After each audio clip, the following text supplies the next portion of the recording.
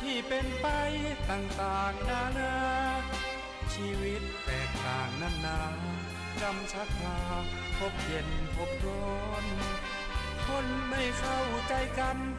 มัวกระทำเรื่องบาปหลายตอนเกิดใหม่พบหน้าแน่นอน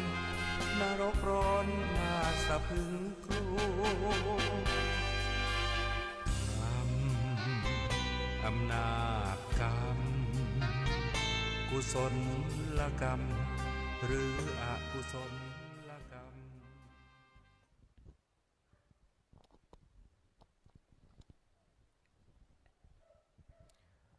อะระหังสัม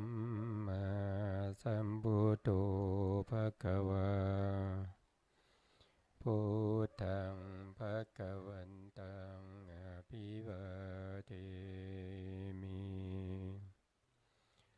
สวากขาโตภควตาธัมโมธัมมังนัมมัสสามิสุปฏิปันโนภควโตสาวกสังโฆสังฆังนะมามินะโมตัสสะภะคะวะโตอะระหะโตสัมมาสัมพุทธัสสะนะโมตัสสะภะคะวะโตอะระหะโตสัมมาสัมพุทธัสสะนะโมตัสสะภะคะวะโตอะระหะโตสัมมาสัมพุทธัสสะสัมมาสัมพุทธมัตตุลังสัสสะธัมมกนุตตมังอาภิวาทิยาปาติสังอาภิธัมมัตถสังฆังตถาวุตตาภิธัมมัตถาจตุธาปรมัตถโตจิตตังเจตสิกังรูปังนิพพานามิติสัพพทาขอนมัสการพระมหาเถระพระสังฆาธิการพระเถรานุเถระและขอสวัสดีท่านผู้ฟังที่เคารพทุกท่านนะครับที่ติดตามรับฟังรับชมรายการพระไตรปิฎกลอยฟ้าในส่วนที่เป็นพระอภิธรรมนะครับนะวันนี้ก็ตรงกับวันที่9นะครับวันที่9ขึ้น2ค่ำเดือน2นะเดือน2เหนือนะครับหรือเดือนพฤศจิกายนพุทธศักราช2561นะครับเป็นครั้งที่41นะครับที่ผมได้มาพบกับท่านผู้ฟังและท่านผู้ชมนะครับครั้งที่แล้วเราก็พูดถึงเรื่องของจิตนะครับเรื่องของจิตที่เขาเรียกว่าเป็นจิตประเภทที่ไม่มีรูปประกอบไม่มีรูปก็ได้นะครับเป็นจิตที่เกิดโดยไม่อาศัยวัตถุหรือไม่อาศัยตัวรูปเลยนะครับเกิดขึ้นเองก็ได้นะครับแต่เท่าที่เราศึกษามาตั้งแต่ตอนต้นนะครับตั้งแต่ตอนต้นจนถึงรูปาวจรจิตนะครับถึงรูปาวจรจิตเนี่ยนะครับจิตเหล่านั้นนะครับส่วนใหญ่แล้วนะครับถ้าเกิดขึ้นเนี่ยเขาอาศัยหาทายวัตถุคืออาศัยรูปนะครับแต่ถ้าเป็นอารูปเนี่ยนะครับถ้าเป็นอารูปประพรมเนี่ยนะครับก็เขาก็ไม่ได้อาศัยรูปนะครับเขาไม่ได้อาศัยรูปนะครับก็มีนะครับแต่บุคคลที่เกิดในปัญจโวการภูมิเนี่ยก็อาศัยรูปอยู่แล้วนะครับเพราะว่าจิตพวกที่เราเรียกว่าเป็นอรูปาวจรจิตเนี่ยเขาอาศัยรูปก็มีนะครับเช่นรูปาวจรกุศลอย่างเงี้ยรูปาวจรกิริยาอย่างเงี้ยนะครับที่เกิดขึ้นแก่บุคคลที่เกิดในกามภูมิอย่างนี้เขาอาศัยรูป เกิดขึ้นนะครับส่วนจิตที่เป็นรูปาวจรวิบากนะครับที่เป็นวิบากเนี่ยอรูปาวจรวิบากเนี่ยเขาไม่อาศัยรูปแน่นอนนะครับคือเวลาเขาเกิดขึ้นเนี่ยเขาเกิดโดยไม่ต้องอาศัยหทัยวัตถุโดยไม่ต้องอาศัยประสาททั้ง5นะครับเขาเกิดขึ้นนะครับแล้วเขาเกิดขึ้นที่ไหนนะครับเขาเกิดขึ้นที่ในอารูปภพนะครับเขาเกิดที่อารูปภพนะเพราะฉะนั้นเราก็ได้เข้าใจว่านะครับมันมีจิตประเภทหนึ่งที่ไม่อาศัยรูปเลยนะครับไม่อาศัยรูปเลยแต่จิตนอกนั้นอาศัยรูปก็มีไม่บางครั้งเนี่ยอาศัยรูปบางครั้งไม่ได้อาศัยรูปนะครับนะทีนี้เราก็มาดูนะครับรูปาวจรจิตต่อจากเมื่อวันก่อนนะครับต่อจากเมื่อวันก่อนเนี่ยผมพูดถึงในเรื่องของที่เป็นจิตที่เป็นรูปาวจรกุศลจิตดวงที่1นะครับดวงที่1ที่เราเรียกว่าอากาสานัญจายตนะจิตนะครับอากาสานัญจายตนะจิตเนี่ยเป็นจิตที่เกิดขึ้นได้เนี่ยต้องอาศัยอะไรต้องอาศัยการชักชวนนะครับชักชวนยังไงนะครับชักชวนก็คือเราต้องได้รูปฌานมาก่อนนะครับตั้งแต่ปฐมฌานนะครับทุติยฌานตติยฌานจตุยฌานแล้วก็ปัญจมฌานนะครับเสร็จแล้วเราก็อาศัยปัญจมฌานที่เราได้มาทำให้เกิดเป็นวสีนะครับทำให้เกิดเป็นวสีแล้วก็เอาอารมณ์ที่เป็นสมถะนะครับ9อารมณ์ด้วยกันนะครับ9อารมณ์ด้วยกันนะครับโดยเอา9อารมณ์นี้นะครับเอามาเพื่อจะเพิกกสินนั่นก็คือทำให้อารมณ์ทั้ง9เนี่ยหลุดไปจากใจนะครับอารมณ์ทั้ง9ที่ว่าเนี่ยนะครับก็คือได้แก่กสิน8กสิน9นะครับก็คือมีมหาพุทธรูป4นะครับก็คือธาตุดินนะครับธาตุดินเนี่ยเราไม่ได้เอามาโดยความเป็นสภาวะนะครับแต่เราเอามาโดยความเป็นเขาเรียกว่าเป็นบัญญัตินะครับเป็นบัญญัตินะครับเราจะมองธาตุดินเนี้ยให้เป็นสภาพของดินนะครับโดยผ่านทางตานะครับใช้ตาเนี่ยเพ่งนะครับแล้วก็มาติดที่ใจนะครับแล้วก็หลับตาไปเพ่งที่ใจนะครับเพ่งที่ใจจนธาตุดินที่ติดที่ใจเนี่ยมีสภาพที่เปลี่ยนไปจากสภาพเดิมนะครับก็คือเปลี่ยนให้เป็นสภาพที่สดใสขึ้นนะครับสดใสขึ้นนะเมื่อภาพที่สดใสขึ้นเนี่ยนะครับก็จะถ้าเราว่าโดยความเป็นนิมิตเนี่ยก็จะเข้าสู่ในส่วนปลายของอุคหานิมิตนะครับเมื่อใสมากขึ้นเรื่อยๆเนี่ยจนในที่สุดเนี่ยสามารถที่จะขยายย่ออะไรก็ได้เนี่ยมันก็จะกลายเป็นประเภทที่เราเรียกว่าเป็นปฏิภาคนิมิตนะครับแล้วก็เราก็ทำให้เกิดวสีนะครับแล้วก็ละตัวองค์ฌานไปเรื่อยๆนะครับจนในที่สุดเนี่ยมาถึงฌาน5นะครับจนมาถึงฌาน5เนี่ยพอมาถึงฌาน5เนี่ยก็มีคนที่ได้ถึงฌาน5เนี่ยมีความรู้สึกว่านะครับมีความรู้สึกว่าพวกรูปเนี่ยมันเป็นทุกข์นะครับอย่างเช่นเรามีร่างกายเนี่ยง่ายๆเลยนะครับถ้าเราจะไปไหนเนี่ยนะครับร่างกายเนี่ยมันต้องอาศัยอุปกรณ์เช่นต้องอาศัยยานพาหนะ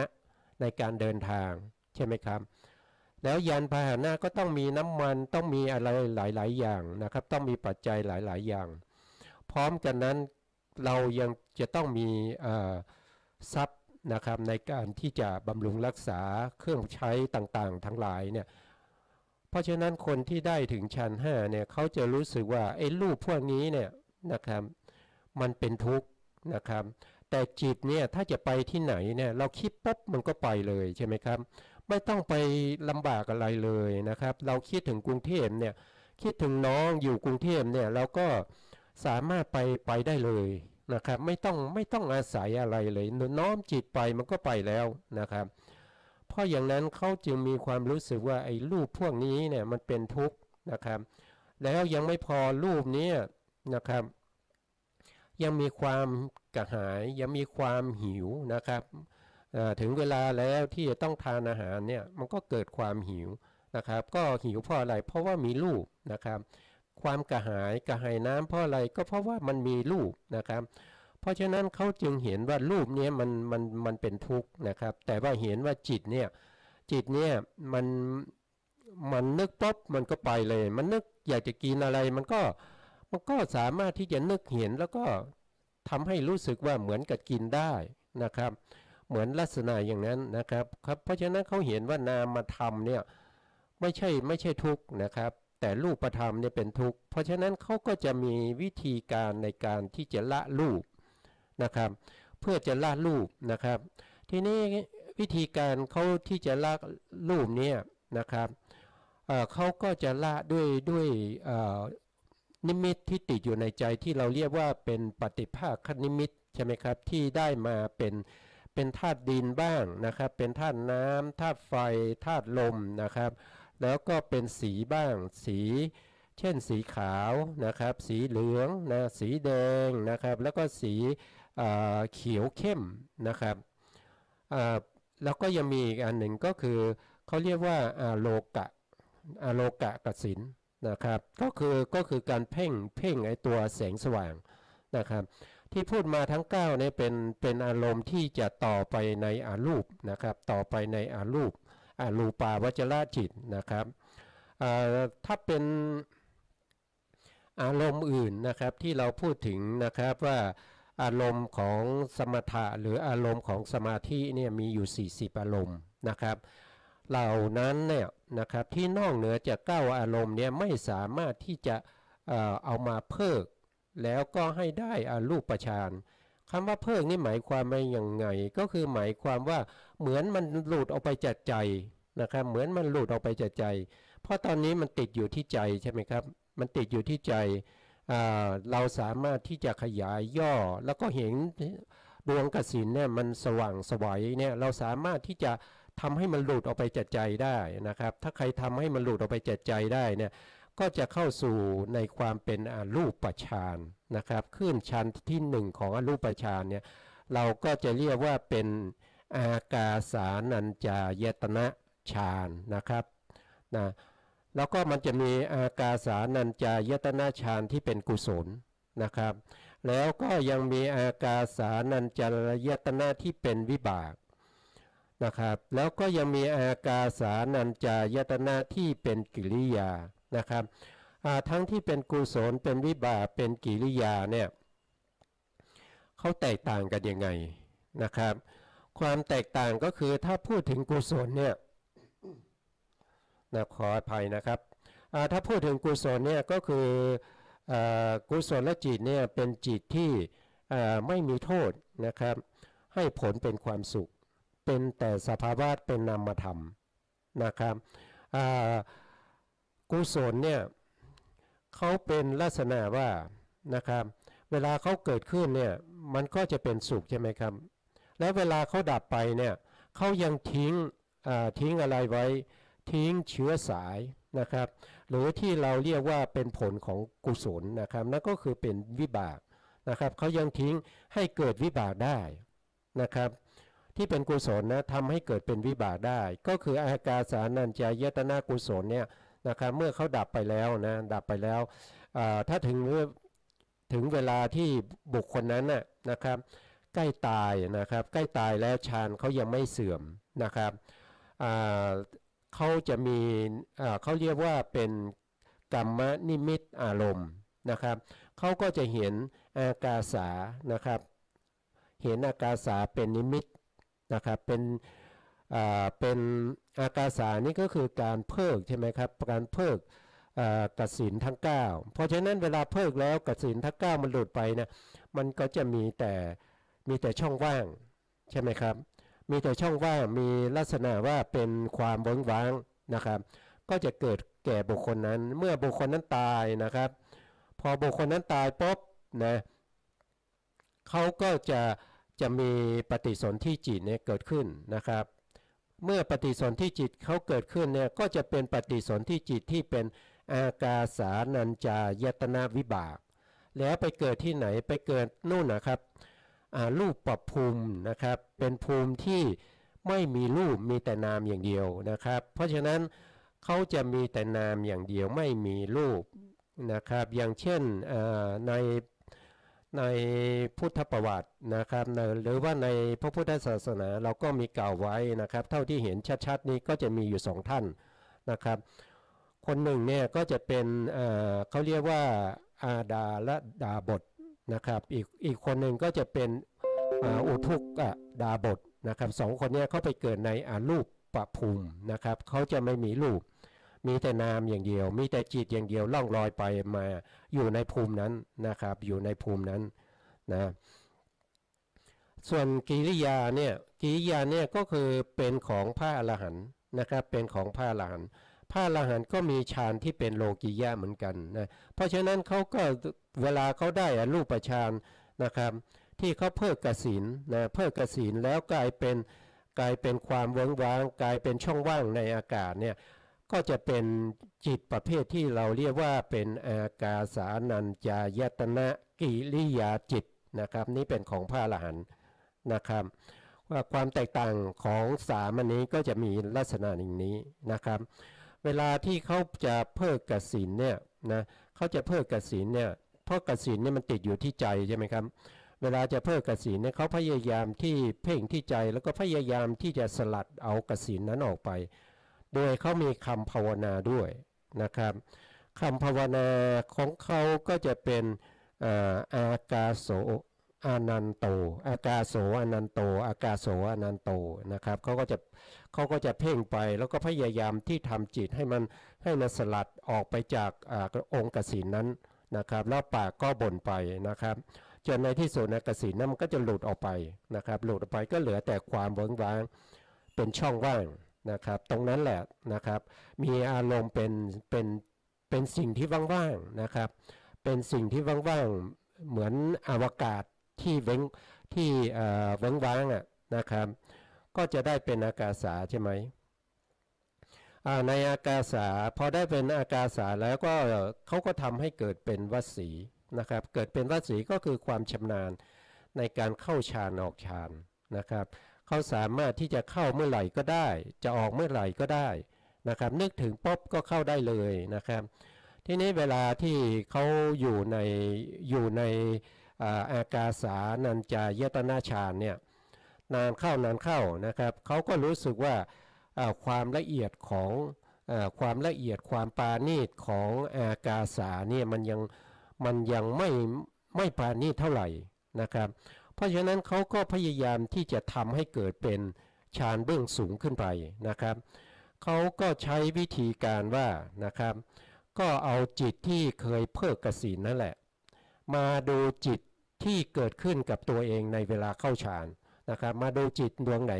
ก็คือมาดูจิตที่เป็นอากาสาที่กำลังเกิดอยู่นะครับก็พยายามดูนะครับพยายามดูก็จะภาวนาว่าวิญญาณนังนะครับวิญญาณนังอนันตังนะครับวิญญาณนังอนันตังวิญญาณนังอนันตังแล้วก็เพ่งดูที่จิตที่เขาเป็นอากาสานะครับจนในที่สุดเนี่ยนะครับมันก็จะติดแน่วแน่นนะครับเป็นอารมณ์นะครับไออากาสานัญจายตนะจิตเนี่ยก็จะเป็นอารมณ์เกิดเป็นอารมณ์ขึ้นมานะครับอารมณ์ก็คือไม่ใช่เป็นตัวจิตละนะครับแต่เดิมเนี่ยมันเป็นจิตเพ่งที่จิตก่อนจนในที่สุดจิตเนี่ยนะครับจิตเนี่ยมันก็จะจิตที่เกิดขึ้นใหม่เนี่ยที่มารู้อากาสาเนี่ยมันก็จะติดอยู่ที่อากาสานัญจายตนะใช่ไหมครับจิตที่ไปรู้อากาสานัญจายตนะนี้แหละที่มันติดแน่นเนี่ยเราก็จะเรียก ตรงนั้นว่าเป็นวิญญาณัญจายตนะนะครับนั่นก็แสดงว่าเขาสามารถที่จะขึ้นไปในอรูปฌานในฌานที่สองที่เรียกว่าวิญญาณัญจายตนะฌานนะครับเขาก็จะขึ้นไปอย่างนี้นะพอเขาขึ้นไปถึงขั้นที่สองนะครับของอรูปฌานนะครับที่เรียกว่าวิญญาณังนะครับวิญญาณัญจายตนะฌานเนี้ยนะครับเขาก็ทำเกิดวสีอีกนะครับเมื่อเกิดความชำนาญเกิดเป็นวสีแล้วนะครับเขาก็ยังรู้สึกว่ามันยังไม่ละเอียดพอนะครับมันยังใกล้ต่อการหลุดออกจากฌานได้อยู่นะครับเพราะฉะนั้นเขาก็จะทำให้สูงขึ้นอีกนะครับทีนี้เขาทำให้สูงขึ้นเนี่ยเขาจะทำยังไงนะครับเขาก็พยายามที่จะทำให้วิญญาณัญจายตนะจิตนั้นหายไปนะครับหายไปนะครับโดยเพ่งไปที่จิตนั้นเพ่งไปเขาเปลี่ยนอารมณ์นะครับไม่ใช่เพ่งไปที่จิตโทษทีเขาก็เปลี่ยนอารมณ์เป็นตอนแรกเนี่ยเขามีอากาสานัญจายตนะจิตเนี่ยเป็นอารมณ์ใช่ไหมครับวิญญาณัญจายตนะมีอากาสานัญจายตนะจิตเป็นอารมณ์พอจะขึ้นอากินจัญญาเนี่ยเขาจะต้องทิ้งวิญญาณัญจายตนะนะครับเขาก็ทำความรู้สึกว่าไม่มีนะครับไม่มีนิดหนึ่งก็ไม่มีหน่อยหนึ่งก็ไม่มีนะครับก็จะเพ่งด้วยคำภาวนาว่านัตถิกินจินะครับก็เพ่งไปเรื่อยๆนะครับจนจิตครับจนจิตอากาสาหรือว่าวิญญาณัญจายตนะหายไปโดยความไม่มีนะครับโดยความไม่มีอะไรเลยนะครับถ้าในความไม่มีอะไรเลยมีความรู้สึกว่าไม่มีอะไรเลยนะครับในขณะนั้นก็แสดงว่าเขาได้อากินจัญญายตนะนะครับเขาก็ได้อากินจัญญายตนะนะครับเมื่อเขาได้อากินจัญญายตนะเนี่ยนะครับเขาก็ทำเช่นเดิมนะครับก็พยายามทำให้มันเกิดความชำนาญเกิดเป็นวสีขึ้นมานะครับแล้วเขาก็ยังมาเห็นว่ามันยังมีที่สูงกว่านั้นอีกนะครับที่สูงกว่าอากินจัญญายตนะอีกนะครับเขาจึงมีความพยายามที่จะละตัวอารมณ์ที่เราเรียกว่านิดหนึ่งก็ไม่มีหน่อยหนึ่งก็ไม่มีที่เป็นอารมณ์ของอากินจัญญายตนะนะครับเขาก็กลับมานะครับมาดูจิตแทนที่จะดูความไม่มีใช่ไหมครับความเป็นบัญญัติว่านิดหนึ่งก็ไม่มีหน่อยหนึ่งก็ไม่มีนิดหนึ่งก็ไม่มีหน่อยหนึ่งก็ไม่มีก็ถึงจากตรงนั้นก็พยายามมาดูจิตที่เป็นอากินจัญญายตนะนะครับเมื่อเพ่งไปเรื่อยๆนะครับด้วยคำภาวนาว่านะครับเอตังสันตังนะครับเอตังสันตังปานินังนะครับก็จะว่าจิตนี้เป็นสุขจิตนี้ปานีนะครับก็จะเป็นลักษณะอย่างนั้นนะครับเพ่งไปเรื่อยๆจนในที่สุดเนี่ยมันจะมีความรู้สึกว่าสัญญาจะมีก็ใช่ไม่มีก็ใช่นะครับก็คือหมายความว่าไอ้ความรู้สึกในนามธรรมนี่มันจะละเอียดมากจนบางครั้งเนี่ยจะไม่สามารถที่จะรู้สึกมันได้นะครับเพราะว่ามันละเอียดเหลือเกินนะครับเหมือนสัญญามีก็ใช่สัญญาไม่มีก็ใช่มีก็ใช่ไม่มีก็ใช่นะครับในลักษณะอย่างนั้นเนี่ยแสดงว่าเขาได้เป็นเนวสัญญานาสัญญายตนะนะครับเขาก็จะอยู่ในเนวสัญญานาสัญญายตนะฌานตรงนั้นนะครับเขาก็เพราะว่าอารมณ์เนี่ยมันจะละเอียดมากนะครับเพราะฉะนั้นมันก็มาสิ้นสุดตรงนี้นะครับพอมาสิ้นสุดตรงนี้เนี่ยนะครับมันไม่มีที่ไปอีกแล้วนะมันไม่มีที่ไปอีกแล้วที่จะเป็นเกี่ยวกับเรื่องของสมาธิเนี่ยก็จะสิ้นสุดอยู่ตรงนี้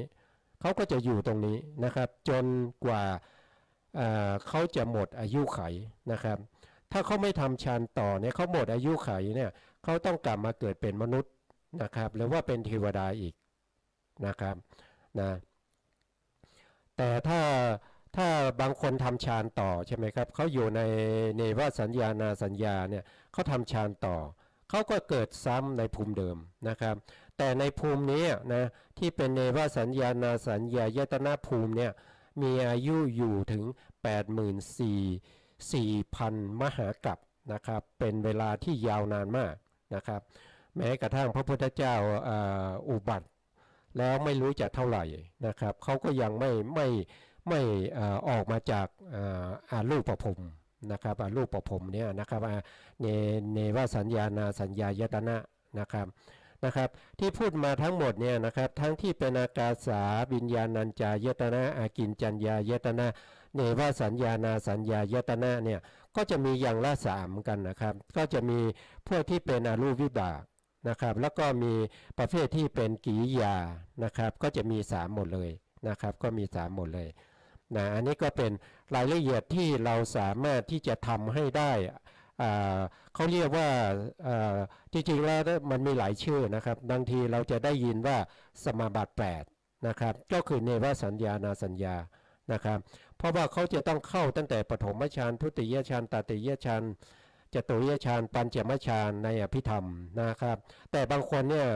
ไม่ต้องถึงปัญจใช่ไหมครับคือเขาจะทิ้งวิตกวิจารพร้อมกันเพราะฉะนั้นเขาก็จะทำปฐมฌานทุติยฌานตติยฌานจตุริยฌานแล้วก็อากาสาวิญญาณนะครับแล้วก็อากินแล้วก็เนวะนะอันนี้ครับก็จะเรียกว่าเป็นสมาบัติ8นะครับ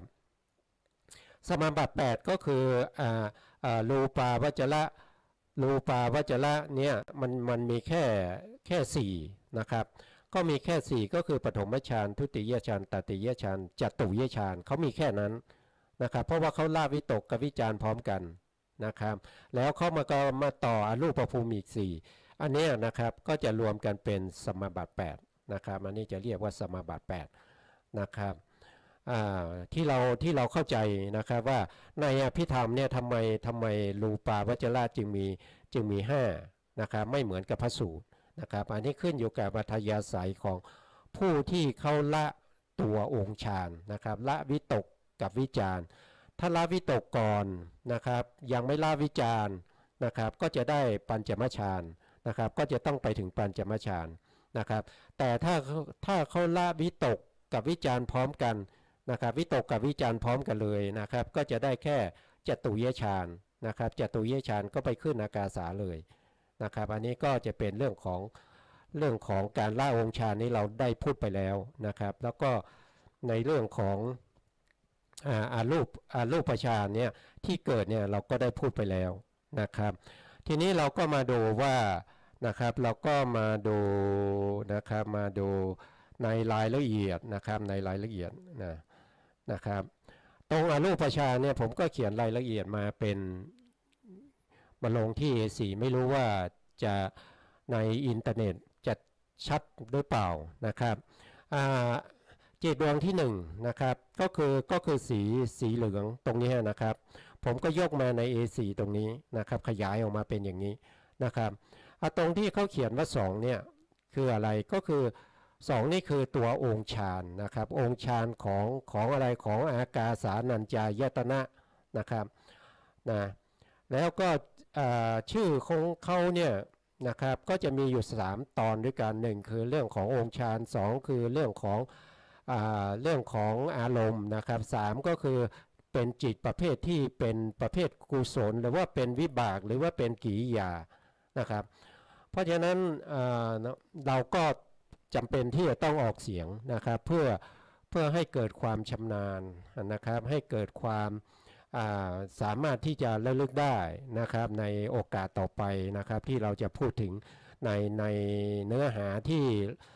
สูงขึ้นเรื่อยๆนะครับทีนี้เรามาออกเสียงนะครับตอนแรกเนี่ยนะครับก็ออกเสียงเป็นบาลีนะครับองค์ฌาน2ก็คืออุเบกขานะครับตรงนี้นะครับอุเบกขาเอกคตานะครับอุเบกขาเอกคตาสหิตังนะครับก็ยังมี3ตอนนะครับอุเบกขาเอกคตาสหิตังอากาสานัญจายตนะกุศลจิตตังนะครับอันนี้นะครับก็เป็นบาลีนะครับเวลาเราแปลเนี่ยเราก็จะแปลว่าอากาสานัญจายตนะกุศลฌานนะครับที่เกิดขึ้นพร้อมด้วยองค์ฌาน2คือ นะครับองค์ฌานสองคืออุเบกขาเอกคตานะครับก็จะเป็นชื่อของอารูปาวจระกุศลจิตดวงที่1นะครับเขาก็จะมีเจตสิกประกอบได้อยู่30ดวงนะครับได้30ดวงส่วน30ดวงเนี่ยเดี๋ยวเราก็จะไปพูดกันในเรื่องของปริเฉดที่2นะครับก็พูดในเรื่องของเจตสิกต่อไปนะครับส่วนดวงที่ลงมาข้างล่างนะครับข้างล่างนี้นะเราก็จะเห็นว่าเขาจะต่างกับข้างบนเนี่ยอยู่ที่เดียวนะครับนั่นก็คือข้างบนเนี่ยเขาเป็นกุศลแต่ข้างล่างตรงกลางเนี่ยนะครับที่เป็นสีฟ้าเนี่ยเขาจะเขียนว่าวิบากนะครับเพราะนั้นจิตที่จะพูดถึงตรงนี้นะครับก็เป็นจิตประเภทที่เป็นวิบากวิบากคืออะไรวิบากก็คือผลของกุศลใช่ไหมครับผลของกุศลนะครับคำว่าวิบากเนี่ยก็คือหมายถึงว่าผลเข้าเนี่ยถ้าเหตุเนี่ยเป็นนามใช่ไหมครับเหตุนี้เป็นนามเป็นกุศลผลก็ต้องออกมาเป็นนามนะครับผลจะออกมาเป็นรูปเนี่ยเขาจะไม่เรียกว่าวิบากเขาจะเรียกเป็นอานิสงส์นะครับเคยพูดไปเมื่อครั้งก่อนนะครับจำได้ไหมว่ายกตัวอย่างเช่นนะครับเราเอาข้าวสารนะครับข้าวสารเนี่ยไปหว่านนะครับเวลาข้าวสารนี่งอกขึ้นมาเป็นต้นเนี่ยไอ้ต้นนั้นนะเขาจะเรียกว่าเป็นอานิสงส์นะครับหรือว่าเป็นสังสยผลนะครับคือผลที่หลั่งไหลออกมาจากข้าวเปลือกนั้นนะครับเขาไม่เรียกวิบากนะครับแต่เมื่อต้นข้าวนั้นออกรวงมาเป็นข้าวเปลือกนะครับเมื่อข้าวเปลือกนะครับเป็นข้าวเปลือกแล้วเหมือนกับที่เราไปหว่านนะครับอย่างนั้นเราจะเรียกว่าวิบากนะครับเรียกว่าวิบากนะครับเพราะว่าอันนี้นะครับเป็นนามอันนี้ก็เป็นนามก็เรียกว่าเป็นวิบากนะครับถ้าว่าโดยชื่อนะครับก็จะคล้ายๆกันกับที่เราพูดไปเมื่อกี้นะครับก็จะเป็นอะไรก็จะเป็นนะครับ2นี้ก็คือองค์ฌานนะครับก็คืออุเบกขาเอกคตานะครับอากาสานัญจายตนะวิปากจิตตังนะครับอากาสานัญจายตนะอากาสานัญจายตนะฌานวิบากนะครับนะที่เกิดพร้อมกับองค์ฌานสองคืออุเบกขาเอกคตานะครับอันนี้ก็จะได้เป็นจิตที่เป็นวิบากนะครับก็เช่นเดียวกันนะครับดวงที่3ข้างล่างเนี่ยก็ต่างกันที่คำว่ากิริยาใช่ไหมครับดวงกลางนี่เป็นวิบากดวงแรกเนี่ยเป็นกุศลนะครับชื่อของดวงข้างล่างนี้นะครับก็เช่นเดียวกันนะครับเราก็ออกเสียงก็จะได้ตรงนี้ก็คืออุเบกขาเอกคตาสหิตังนะครับเมื่อกี้ผมตกสหิตังไปนะครับเอกคตานะครับอุเบกขาเอกคตาสหิตังอากาสานัญจายตนะฌานะกิริยาจิตตังนะครับก็คืออากาสานัญจายตนะฌานนะครับกิริยาจิตนะครับเกิดพร้อมด้วยองค์ฌานสองนะครับก็คืออุเบกขาเอกคตานะครับก็จะได้จิตทั้งที่เป็นกุศลแล้วก็เป็นวิบากหรือเป็นกิริยานะครับบางทีเราก็จะง่ายๆนะครับก็จะว่าทีเดียวก็จะได้3เลยนะครับก็คืออุเบกขาเอกคตานะครับอากาสานัญจายตนะนะครับกุศลจิตตังวิปากจิตตังกิริยาจิตตังนะครับอากาสานัญจายตนะฌานะกุศลจิตหนึ่งนะครับวิปากจิตหนึ่งกิริยาจิตหนึ่งที่เกิดพร้อมกับองค์ฌานสองคืออุเบกขาเอกคตานะครับเขาก็จะท่องกันอย่างนี้นะครับก็จะได้มานะครับในจิตดวงที่1นะครับแถวที่1ตรงนี้นะครับนะต่อไปก็จะเป็นในดวงที่2นะครับ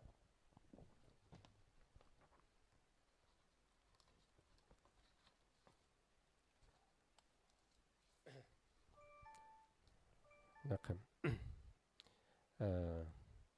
สักครู่นะครับก็โลครับก็มีไลน์เข้านะครับแต่ไม่เป็นไรนะครับเพราะว่าไม่ได้เป็นไลน์ของท่านพระอาจารย์พระครูพระครูพระครูปริยัติยานุสาสนะครับก็ไม่เป็นไรครับแต่ถ้าเป็นของพระครูเราก็จะมีการสนทนากันนะครับแต่นี่ไม่ใช่นะครับก็ไม่เป็นไรก็ผ่านไปนะครับเราก็มาต่อนะครับในในแถวที่2นี้นะครับแถวที่2นี้ก็ต่างกับแถวที่1นะครับแถวที่1เนี่ยเขาจะเป็นอากาสาหมดเลยนะครับเป็นอากาสาหมดเลยไม่ว่าจะเป็นที่เป็นกุศลก็เป็นอากาสานัญจายตนะฌานจิตใช่ไหมครับไม่ว่าจะเป็นวิบากก็เป็นอากาสานัญจายตนะฌานวิฌานอากาสานัญจายตนะฌานวิบากนะครับแล้วก็ที่เป็นกิริยาก็เป็นอากาสาเหมือนกันนะครับแต่ถ้าเป็นดวงที่2ขึ้นมานะครับก็จะเป็นวิญญาณนะครับก็จะมีวิญญาณใช่ไหมครับส่วนอื่นยังเหมือนเดิมนะครับก็เป็นวิญญาณเหมือนเดิมนะครับนะถ้าเราจะออกเสียงนะครับถ้าเราจะออกเสียงอันนี้มันเอาผ่านไปก่อนนะครับอันนี้เราจบแล้วนะจิตดวงที่1นี่เราจบแล้วนะ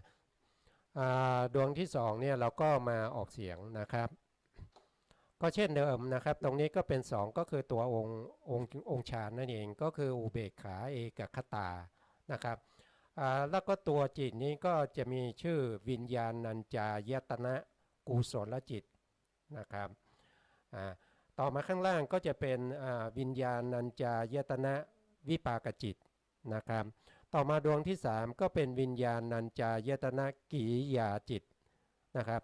3ดวงนี้นะครับมันต่างกันอยู่แค่กุศลวิบากแล้วก็กิริยา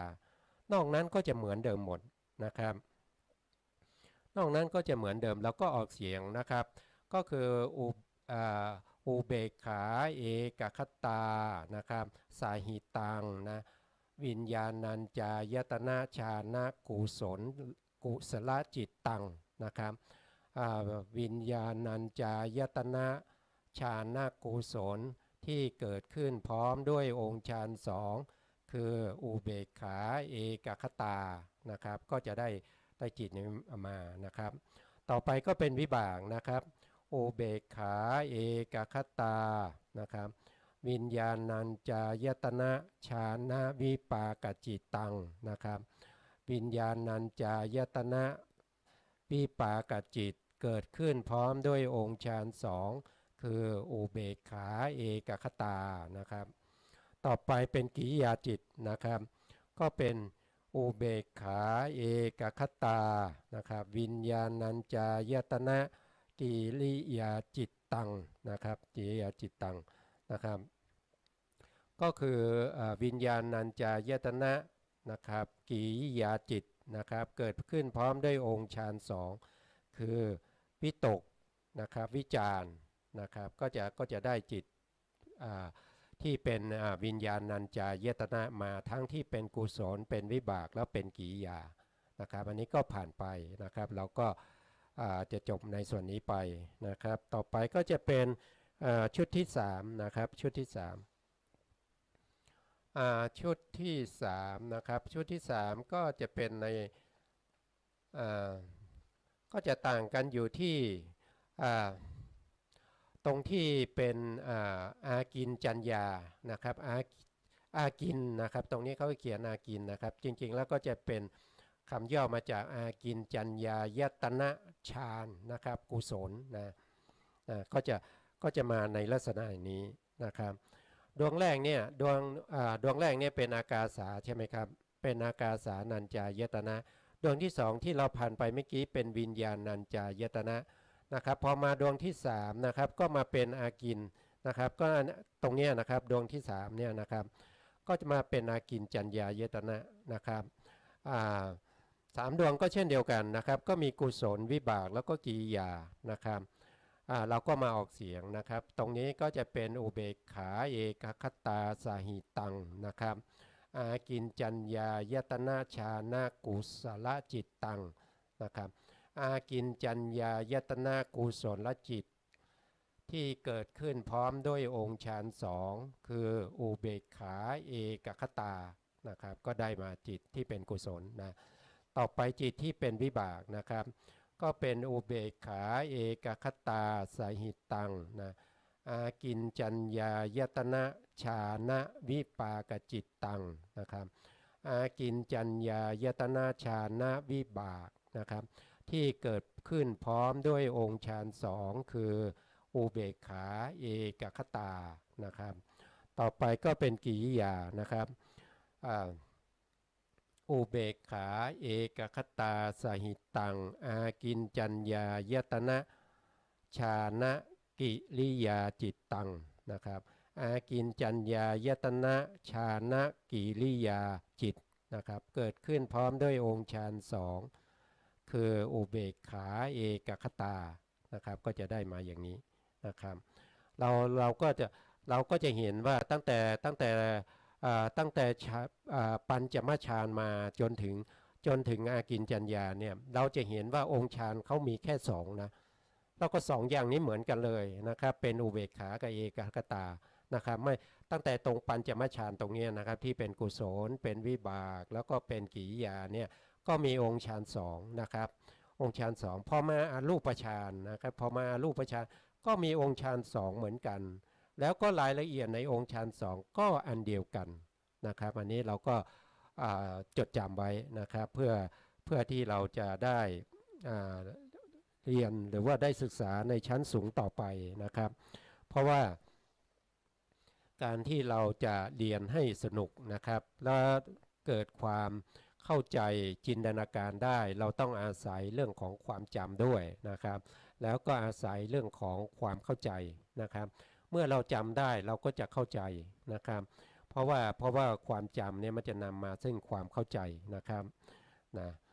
ต่อไปก็จะเป็นดวงสุดท้ายก็คือดวงที่4นะครับดวงที่4นะครับนะในดวงที่4เนี่ยนะครับก็คือแถวสุดท้ายนี้นะครับแถวสุดท้ายนี้ก็จะมีความแตกต่างไปจากรูปดวงที่1นะครับรูปฌานดวงที่1ดวงที่2ดวงที่3ที่แตกต่างกันก็คือ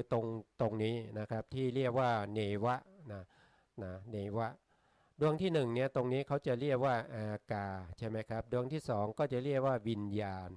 ดวงที่3ก็จะเรียกว่าอากินนะครับพอดวงที่4ก็จะเป็นเนวะนะครับเนวะนี่ย่อมาจากอะไรก็ย่อมาจากว่า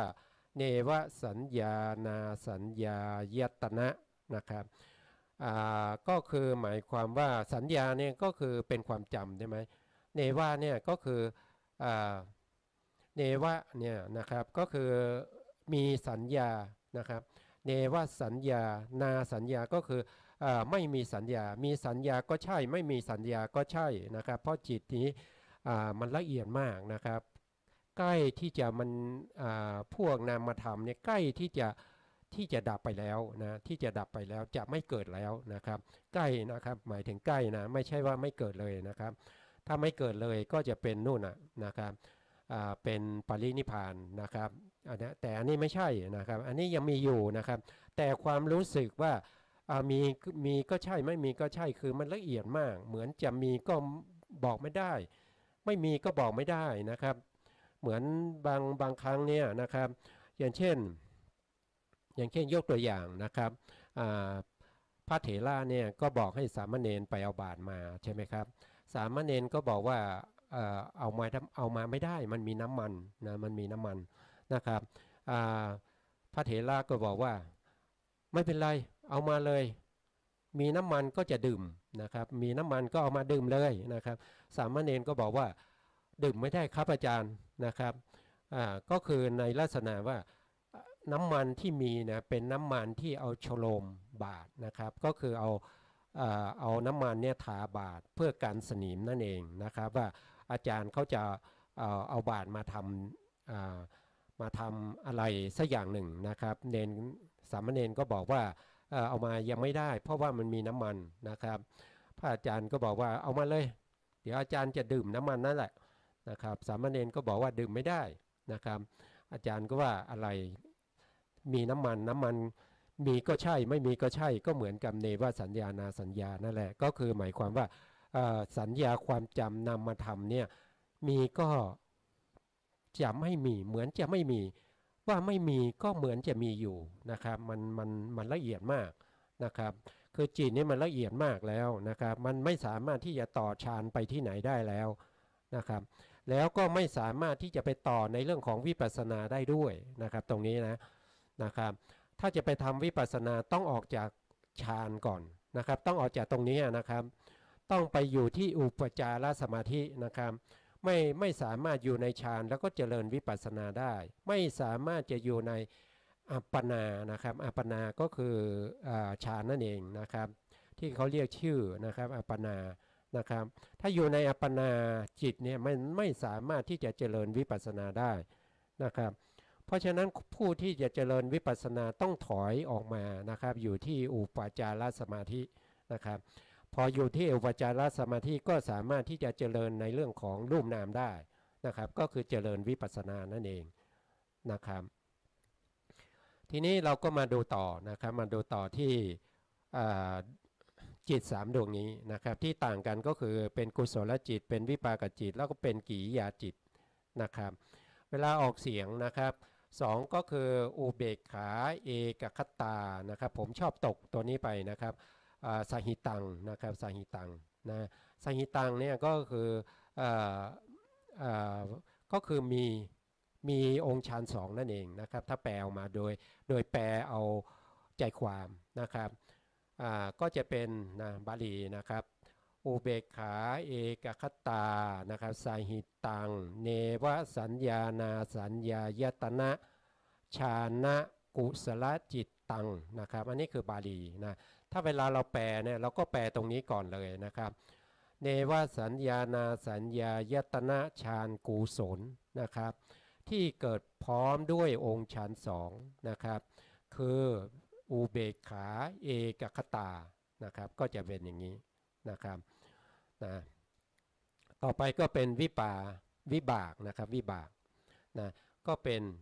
อุเบกขาเอกคตาสหิตังเนวสัญญานาสัญญายตนะฌานะวิปากจิตตังนะครับเนวสัญญานาสัญญาฌานวิบากฌานวิบากนะครับที่เกิดขึ้นพร้อมด้วยองค์ฌาน2คืออุเบกขาเอกคตานะครับส่วนดวงสุดท้ายนะครับดวงที่3เนี่ยนะครับก็ต่างกันที่กิริยานะครับตรงนี้ก็จะเป็นอุเบกขาเอกคตาสหิตังนะครับเนวสัญญานาสัญญายตนะฌานะ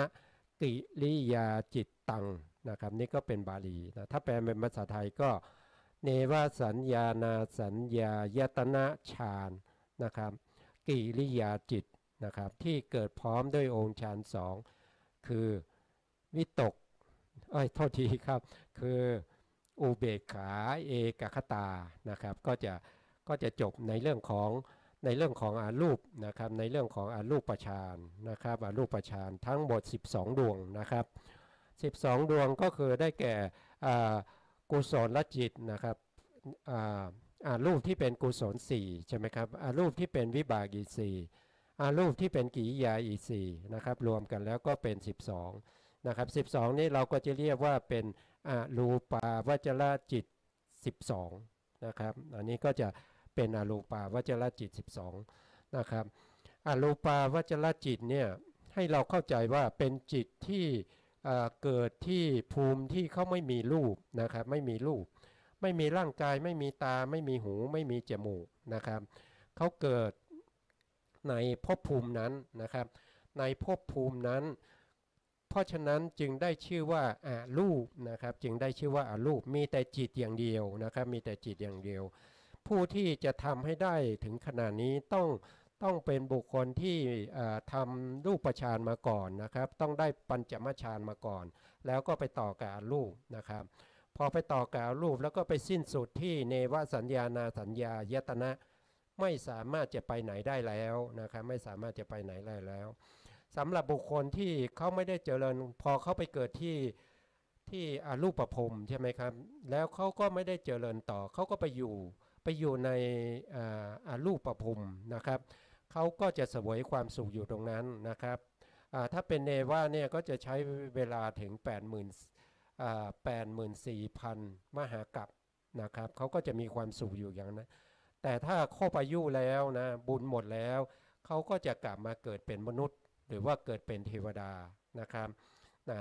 พอมาเกิดเป็นเทวดาเนี่ยนะเขาก็สามารถที่จะไปลงอบายได้นะครับถ้ากุศลกรรมนี้ให้ผลนะครับหรือว่าเขามาแล้วเขาไม่ได้ทำฌานต่อนะครับเขามาทำอกุศลนะครับกรรมที่เป็นอกุศลก็ทำให้เขาเนี่ยสามารถที่จะไปเกิดเป็นประเภทที่เป็นเดรัจฉานเป็นเปรตเป็นอสุรกายเป็นสัตว์นรกได้นะครับแล้วแต่กรรมที่เขาทำนะครับนะก็เราที่เราพูดมาทั้งหมดเนี่ยรวมกันแล้วทั้งหมดจิตที่เราพูดมาทั้งหมดเนี่ยมันก็จะมีอยู่ทั้งหมด81 ดวงนะครับ81 ดวงนะ81 ดวงเนี่ยเราจะเรียกว่าเป็นโลกียจิตนะครับโลกียจิตนะ81 ดวงก็มีอะไรบ้างก็มีอกุศลจิต12นะมีอกุศลจิต12นะครับแล้วก็มีอเหตุกจิตนะครับอเหตุกจิตอีก18นะครับแล้วก็มีกามาวจระโสภณจิตอีก24นะครับแล้วก็มีรูปาวจรจิตนะครับรูปาวจรจิต15นะครับแล้วก็อรูปาวจรจิต12นะครับทั้งหมดรวมกันแล้วก็จะได้81 ดวงไอ้81 ดวงนี้เราจะเรียกว่าเป็นโลกียจิตนะครับนะส่วนที่เหลือนะครับที่เหลืออีกว่าโดยย่อก็เหลืออยู่8 ดวงนะครับ8 ดวงนั้นจะเรียกว่าเป็นโลกุตละจิตนะครับหรือถ้าเราไม่ว่าโดยพิสดารเลยก็จะเหลืออยู่40 ดวงนะครับ40 ดวงนั้นเป็นโลกุตละจิตนะครับเป็นจิตของพระอริยะบุคคลนะครับตั้งแต่โสดาบันขึ้นไปนะครับเราก็จะมีการเรียนนะครับมีการศึกษาในโอกาสต่อไปนะครับส่วนในโลกียจิต81เนี่ยนะครับก็เป็นจิตที่ยังท่องเที่ยวไปในเขาเรียกว่าท่องเที่ยวไปในสังสารวัฏนะครับสังสารวัฏก็จะมีอยู่ทั้งหมด31 ภพภูมินะครับ31 ภพภูมิเนี่ยก็จะเวียนว่ายตายเกิดไปถ้าเราไม่ได้เป็นพระอริยะเนี่ยเราสามารถไปในภูมิที่ต่ำที่สุดนะครับก็คือนรกนะครับแล้วก็สามารถที่จะเจริญคุณงามความดีนะครับแล้วก็สามารถที่จะทำฌานได้จนไปถึงเนวสัญญานาสัญญายตนะยตนะฌานนะครับหรือว่ายตนะที่อยู่ก็จะเรียกว่าเนวสัญญานาสัญญายตนะภูมินะครับถ้าเป็นบุคคลก็จะเรียกว่าเนวสัญญานาสัญญายตนะพรหมนะครับก็ขึ้นอยู่กับว่าเราจะพูดในแนวไหนนะครับพูดในฐานะไหนนะครับเพราะว่ามีอยู่หลายในพระพุทธศาสนาเนี่ยนะครับถ้าพูดถึงสิ่งนี้นะครับก็หมายความว่าบางครั้งเนี่ยเราพูดสิ่งอื่นไปด้วยนะครับเพราะว่าบางทีนะคือมันไม่สามารถที่จะแยกพูดออกแยกโดยสภาวะธรรมเนี่ยมันไม่ได้นะครับอย่างเช่นผมพูดถึงโลภะมูลจิตนะครับพูดถึงโลภะมูลจิตเราก็ต้องเข้าใจว่าไอ้โลภะมูลจิตเนี่ยมันจะเกิดดวงเดียวไม่ได้นะครับมันจะต้องมีเจตสิกประกอบด้วยนะครับเจตสิกที่จะประกอบเนี่ยก็จะมีเท่าไหร่นะครับแล้วเราก็จะได้เรียนต่อไปนะครับเพราะว่าไม่สามารถที่จะแยกออกจากกันได้แต่ที่เราศึกษาเนี่ยเราศึกษาด้วยการแยกออกมาเนี่ยก็เนื่องจากว่าเป็นสัพพัญญุตญาณของพระสัมมาสัมพุทธเจ้านะครับถ้าพระพุทธองค์ไม่ได้แสดงไว้เราก็คงจะไม่รู้นะครับเราก็คงจะไม่ได้เรียนกันนะครับเราก็คงจะไม่ได้สร้างบารมีในเรื่องของปัญญานะครับในเรื่องของสภาวะนะครับตอนนี้ก็ ใกล้หมดเวลานะครับสุดท้ายเนี่ยครับเวลาเหลือไม่เท่าไหร่นะครับในครั้งต่อไปเราจะเจอกันอีกทีก็คงจะเป็นวันเสาร์ตอนเย็นนะครับวันเสาร์ตอนเย็นเนี่ยอาจจะไม่ได้เจอนะครับเพราะผมมีภารกิจนะครับก็คงจะเป็นวันอังคารตอนเช้านะครับสุดท้ายนี้นะครับผมก็ขอขอบพระคุณนะครับพระครูสมุทรวิสุวัตรวรกิจโยผู้อำนวยการสถานีนะครับแล้วก็เจ้าหน้าที่สถานีทุกท่านนะครับแล้วก็ขอให้ท่านผู้ฟังนะครับที่สนใจรับฟังพระอภิธรรมนะครับมาตั้งแต่ต้นนะครับให้มีความสุขความเจริญนะครับให้มีให้คาดแคล้วจากอุบัติทวะทั้งหลายนะครับแล้วก็ให้ได้ดวงตาเห็นธรรมในเร็วๆนี้นะครับขอสวัสดีครับท่านผู้ฟังทุกท่านครับสวัสดีครับ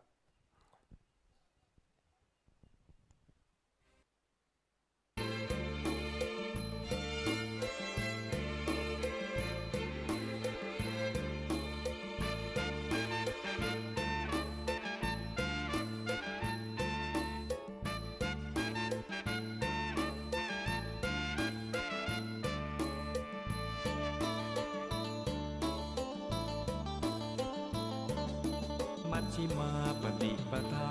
พระองค์ตรัสว่าเป็นทางสายกลาง8 ข้อชี้บอกแนวทางเดินตามสายกลางสว่างแจ่มใสเจริญสัมมาทิฏฐิข้อหนึ่งนี้ให้จำขึ้นใจสัมมาสังกัปปะท่องไว้ข้อ3ต่อไปเจริญสัมมาวาจา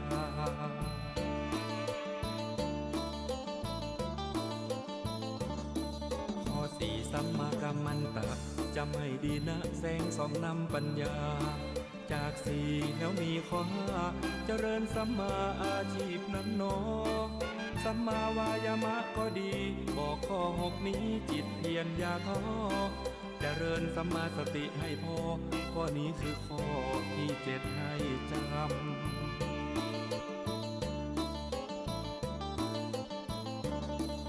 เจริญสัมมาสมาธิทั้ง8 ข้อนี้ท่านทรงชี้นำเรียนรู้แล้วปฏิบัติตามชีวิตงดงามดับความทุกข์เข็ญตั้งใจและไม่โอนเอ็นลงผิดกฎเกณฑ์นอกทางสายกลาง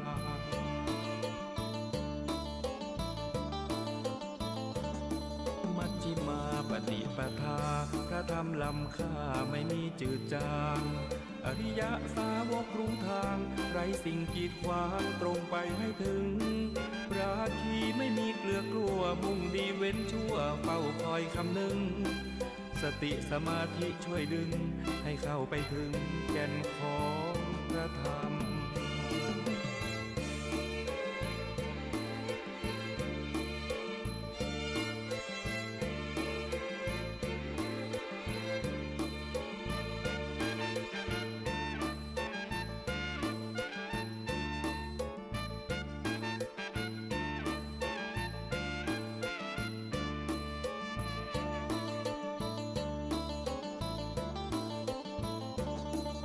เจริญสัมมาสมาธิทั้ง8 ข้อนี้ท่านทรงชี้นำเรียนรู้แล้วปฏิบัติตามชีวิตงดงามดับความทุกข์เข็ญตั้งใจและไม่โอนเอ็นหลงผิดกฎเกณฑ์นอกทางสายกลาง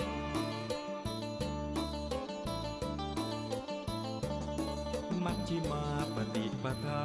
พระธรรมล้ำค่าไม่มีจืดจางอริยสาวกรู้ทางไร้สิ่งกีดขวางตรงไปให้ถึงราคีไม่มีเกลือกลัวมุ่งดีเว้นชั่วเฝ้าคอยคำนึงสติสมาธิช่วยดึงให้เข้าไปถึงแก่นของพระธรรม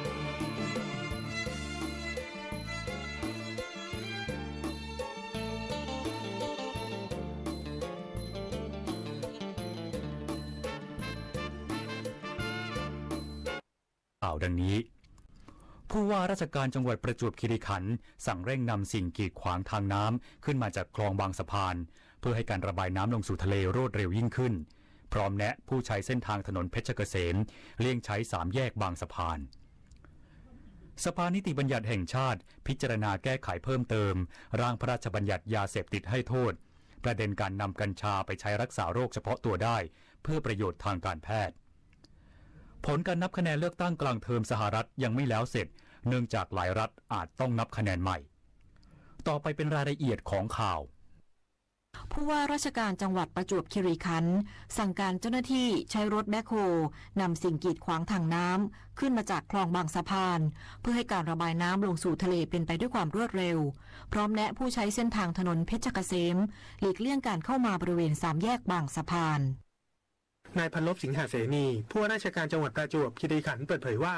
จากการเกิดฝนตกหนักในพื้นที่จังหวัดประจวบคีรีขันธ์มีพื้นที่ได้รับผลกระทบ3อำเภอ12ตำบล38หมู่บ้านโดยพื้นที่ที่ได้รับผลกระทบมากที่สุดคืออำเภอบางสะพานโดยระดับน้ำในคลองบางสะพานที่สูงจนถึงระดับวิกฤตได้ไหลล้นตลิ่งเข้าท่วมพื้นที่ลุ่มต่ำซึ่งขณะนี้ได้สั่งการให้เจ้าหน้าที่ใช้รถแบ็คโฮ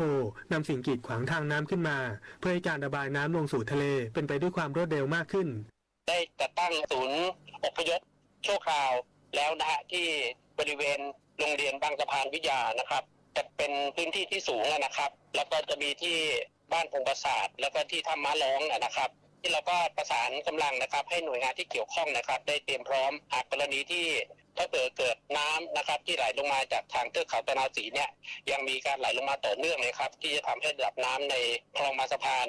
สูงขึ้นอีกนะครับก็อาจจะมีน้ำท่วมในพื้นที่ของเทศบาลนะครับหรือโรงพยาบาลบางสะพานอันนี้เราก็เตรียมทั้งเครื่องสูบน้ำนะครับเครื่องผลักดันน้ำแล้วก็เรือนะครับตลอดจนบุคลากรประสานกำลังพลนะครับจัดทุกหน่วยเลยนะครับอย่างไรก็ตามจากกระแสน้ำที่ไหลหลากทำให้ถนนเพชรเกษมบริเวณกิโลเมตรที่385ถึง386ช่วง3แยกบางสะพานมีน้ำท่วมสูงตั้งแต่เวลา 15:30 นาทีที่ผ่านมารถทุกประเภทไม่สามารถสัญจรได้จึงได้มีการปิดการจราจรชั่วคราวและมีรถของเจ้าหน้าที่ออกประชาสัมพันธ์ให้ผู้ใช้รถใช้ถนนจอดรถพักหรือกลับรถเพื่อไม่ให้รถไปติดขัดบริเวณจุดที่มีน้ำท่วมขังส่วนที่โรงพยาบาลบางสะพานได้ปิดการให้บริการแล้วหลังระดับน้ำเริ่มเข้ามาภายในโรงพยาบาลโดยได้ประสานกองบิน5นำกำลังเจ้าหน้าที่ทหารช่วยขนย้ายสิ่งของและอุปกรณ์ทางการแพทย์ไว้บนที่สูงและเคลื่อนย้ายผู้ป่วยหนักไปรักษาต่อที่โรงพยาบาลอื่นพร้อมจัดตั้งโรงพยาบาลสนามและจุดรองรับการอพยพประชาชนที่โรงเรียนบางสะพานวิทยาธนวัฒน์วงศ์วิริยะวณิช สวทประจวบคีรีขันธ์รายงานโรงพยาบาลประจวบคีรีขันธ์เปิดศูนย์บัญชาการภัยพิบัติรับสถานการณ์น้ำท่วมพร้อมช่วยเหลือผู้ประสบภัยตลอด 24 ชั่วโมงโรงพยาบาลประจวบคีรีขันธ์เปิดศูนย์บัญชาการภัยพิบัติรับสถานการณ์น้ำท่วมพร้อมช่วยเหลือผู้ประสบภัยตลอด 24 ชั่วโมงนายแพทย์สุประชัยสุภพฤกษกุลผู้อำนวยการโรงพยาบาลประจวบคีรีขันธ์เปิดเผยว่าขณะนี้ได้มีการเปิดศูนย์บัญชาการภัยพิบัติโรงพยาบาลประจวบคีรีขันธ์หลังจากนายแพทย์สามารถธีรศักดิ์นายแพทย์สาธารณสุขจังหวัดประจวบคีรีขันธ์สั่งการให้ทุกโรงพยาบาลเตรียมพร้อมรับสถานการณ์น้ำท่วมในพื้นที่โดยมีการประชุมทีมบริหารสถานการณ์วิกฤตติดตามสถานการณ์ตลอด 24 ชั่วโมงปัจจุบันได้มีการเคลื่อนย้ายผู้ป่วยจากโรงพยาบาลบางสะพานมารักษาแล้ว10รายรวมถึงทางโรงพยาบาลจะมีการเตรียมพร้อมให้ความช่วยเหลือด้านต่างๆทั้งยาเวชภัณฑ์เครื่องมือแพทย์ทีมแพทย์ฉุกเฉินและทีมสุขภาพจิตออกช่วยเหลือผู้ประสบภัยจนกว่าสถานการณ์จะเข้าสู่ภาวะปกติขณะเดียวกันกรมชลประทานเร่งระบายน้ำเมืองชุมพรเตรียมเครื่องจักรเครื่องมือประจำการช่วยเหลือตลอดเวลาโดยยังเฝ้าระวังปริมาณน้ำในคลองท่าแซะ 24 ชั่วโมงเนื่องจากขณะนี้ระดับน้ำเริ่มล้นตลิ่งในพื้นที่ลุ่มต่ำและมีแนวโน้มเพิ่มขึ้นคาดหากฝนทิ้งช่วง 1-2 วันสถานการณ์เข้าสู่ภาวะปกตินายทวีศักดิ์ธนเดโชพล